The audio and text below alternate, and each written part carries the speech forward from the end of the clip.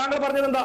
അതിർത്തിയിൽ എന്താ അയൽ രാജ്യങ്ങളുടെ, ഞാൻ ചോദിക്കട്ടെ, ഇന്ത്യയുടെ അയൽ രാജ്യങ്ങളായിട്ടുള്ള ഏത് രാജ്യങ്ങളുടെ പിന്തുണയാണ് നമുക്ക് ഈ വിഷയത്തിലുള്ളത്? നേപ്പാൾ നമ്മളെ പിന്തുണയ്ക്കുന്നുണ്ടോ? ശ്രീലങ്ക പിന്തുണയ്ക്കുന്നുണ്ടോ? മ്യാൻമാർ പിന്തുണയ്ക്കുന്നുണ്ടോ? ചൈന പിന്നെ പണ്ടേ എതിരാണ്. പാകിസ്ഥാനാണ് യുദ്ധം ചെയ്തുകൊണ്ടിരിക്കുന്നത്. നമ്മുടെ ഏത് അയൽ രാജ്യമാണ് നമ്മളെ പിന്തുണയ്ക്കുന്നത്? വിശ്വഗുരുവാണെന്നും പറഞ്ഞിട്ട് ഇവിടുത്തെ പണം എടുത്ത് ലോകം മുഴുവൻ വിമാനയാത്ര നടത്തിയിട്ട് കാര്യമില്ല. നയതന്ത്രം എന്ന് പറഞ്ഞാൽ അതൊരു കഴിവും കൂടിയാണ്, അതൊരു സ്റ്റേറ്റ്മാൻഷിപ്പിന്റെ ഭാഗം കൂടിയാണ്. അത് ഈ രാജ്യത്തെ ആളുകളെ വർഗീയമായിട്ട് ഭിന്നിപ്പിക്കുന്നതിലൂടെ കിട്ടുന്നതിലല്ല, അത് കുറച്ച് വേറെ കുറെ പഠനങ്ങളും കൂടി വേണ്ടതാണ്. ഞാൻ അവിടെ നിർത്തുക. ഇനി താങ്കൾ പറഞ്ഞു കോൺഗ്രസ് ഭരിച്ചപ്പോൾ അക്രമം നടന്നു. കാർഗിൽ യുദ്ധം നടന്ന എപ്പോഴാ?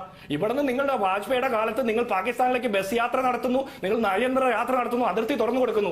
അവരെന്താ ചെയ്ത്? മുഷാറഫിന്റെ നേതൃത്വത്തിൽ പട്ടാളക്കാരെ കാർഗിലേക്ക് നുഴഞ്ഞു കയറാൻ വിട്ട് ഇന്ത്യയുടെ ഭൂമി കൈയടക്കി. കാർഗിൽ യുദ്ധം അങ്ങനെയല്ലേ ഉണ്ടായത്? ഇന്ത്യയുടെ പട്ടാളക്കാർ മരണപ്പെട്ടപ്പോൾ അവരുടെ ശവപ്പെട്ടിക്ക് പോലും കൈക്കൂലി മേടിച്ച, അഴിമതി നടത്തിയ, കുംഭകോണം നടത്തിയ പാർട്ടിയാണ് BJP.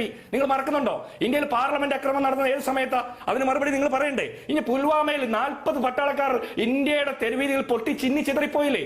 2,500 പട്ടാളക്കാരെ സെക്യൂരിറ്റി പോലും കൊടുക്കാതെ റോഡ് മാർഗം കൊണ്ടുവന്നപ്പോ അതിനെതിരെ പട്ടാള മേധാവികൾ പോലും അഭിപ്രായം പറഞ്ഞിട്ട് നിങ്ങൾ അത് വിശ്വാസത്തിലെടുക്കാതെ വിമാനമാർഗം കൊണ്ടുപോകാതെ അവരെ ബലി കൊടുത്ത് രാഷ്ട്രീയ തെരഞ്ഞെടുപ്പ് വിജയത്തിന് വേണ്ടിയിട്ട് ഉപയോഗിച്ച ആളുകളല്ലേ നിങ്ങൾ? അപ്പൊ നിങ്ങൾ സൈന്യത്തെ ഏത് കാര്യത്തിന് ഉപയോഗിക്കുന്നതെന്നൊക്കെ ഇവിടെ എല്ലാവർക്കും അറിയാം. നിങ്ങളുടെ ആത്മാർത്ഥത്തെ കുറിച്ചൊന്നും ഞാൻ കൂടുതൽ പറഞ്ഞ് ഞാൻ മോശമാകുന്നില്ല. ഇനി അടുത്ത താങ്കൾ പറഞ്ഞത് വെള്ളം കൊടുക്കില്ല എന്ന്. നിങ്ങൾ എന്താ ചെയ്യുക? സിന്ധു നദിയിൽ ഡാം കെട്ടുവോ? ഡാം കെട്ടി വെള്ളം നിറയണമെങ്കിൽ 10 വർഷമെങ്കിലും മിനിമം എടുക്കും. എത്ര കോടി രൂപ വേണം? അതോ BJPയുടെ സംഘപരിവാറിന്റെ നേതാക്കന്മാർ മുഴുവൻ സിന്ധു നദിയിൽ വട്ടം കിടന്നുകൊണ്ട് ഞങ്ങൾ വെള്ളം തടയും എന്ന് പറഞ്ഞ് മുദ്രാവാക്യം വിളിച്ചുകൊണ്ടിരിക്കോ? നിങ്ങൾ ചെയ്യാൻ പറ്റുന്ന കാര്യത്തെ കുറിച്ച് പറയൂ. ചെയ്യാൻ പറ്റാത്ത വീമ്പിളക്കൽ ഞങ്ങൾ കുറെ കാലമായിട്ട് 11 വർഷമായിട്ട് കേൾക്കുന്നില്ലേ?